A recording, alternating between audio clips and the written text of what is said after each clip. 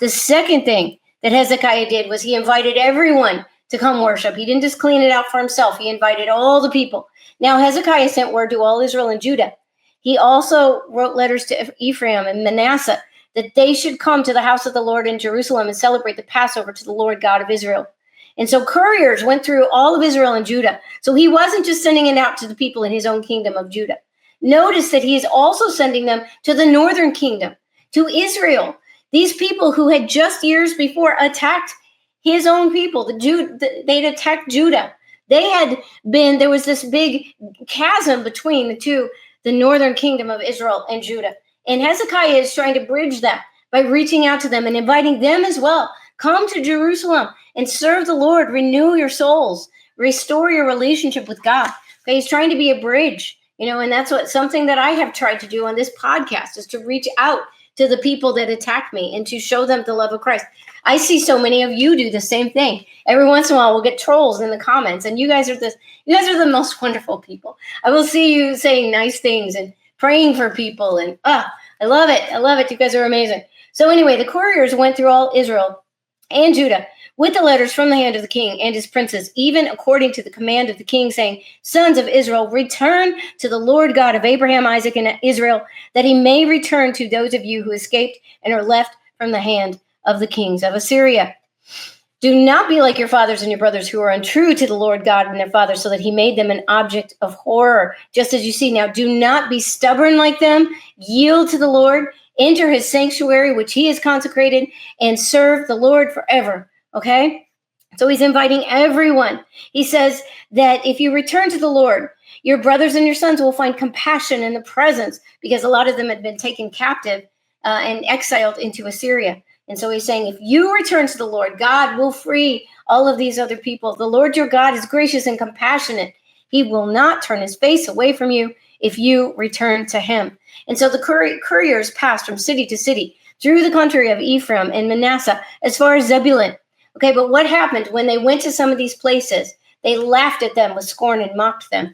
And you see that happening a lot on the internet today. These trolls, and they're mocking you, and they scorn you for your beliefs and your faith.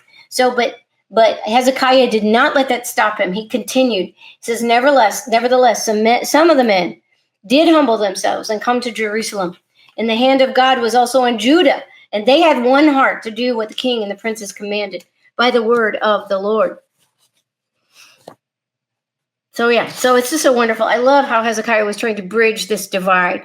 Okay, but many people did go to Jerusalem and they celebrated the Feast of Unleavened Bread. And this is what happened. The sons of Israel who were present in Jerusalem celebrated the Feast of Unleavened Bread for 7 days with great joy. And the Levites and the priests were praising the Lord day after day with loud instruments to the Lord.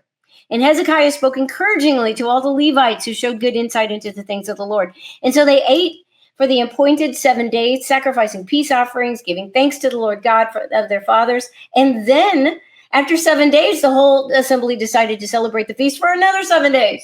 So they celebrated the 7 days with joy. Okay, so you see what happened. The people who did decide to come and be faithful and restore their relationship with God and worship God, they experienced revival. They experienced this amazing revival. They came back to God and they were so full of joy. They wanted to extend, for another week, this celebration of worshiping God. So God filled them with the joy of the Lord.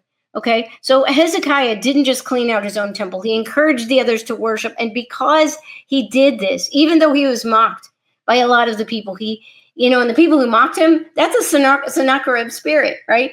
So they were demonstrating the same evil demonic spirit that the bad king had. Okay, but Hezekiah did not let that stop him. And we can't either, okay? We can't be afraid of being mocked by these people. What's the worst that they can do to us? Okay, so he kept going.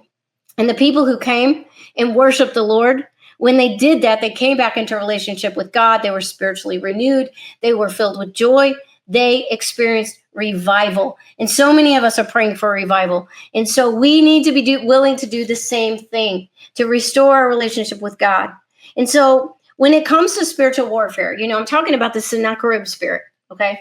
And I'm trying to explain how to fight against him. And so when it comes to spiritual warfare, a lot of Christians are looking for like the right combination of words to say, right? The right thing to say that will make demons flee. You know, a lot of Christians think that spiritual warfare, they treat it almost like it's a mantras or word formulas. You know, if they just say the right words, then they can control demons. You know, I mean, that's almost like witchcraft, you know. But the most powerful spiritual warfare, please listen, because this is the most important thing I'm going to say tonight.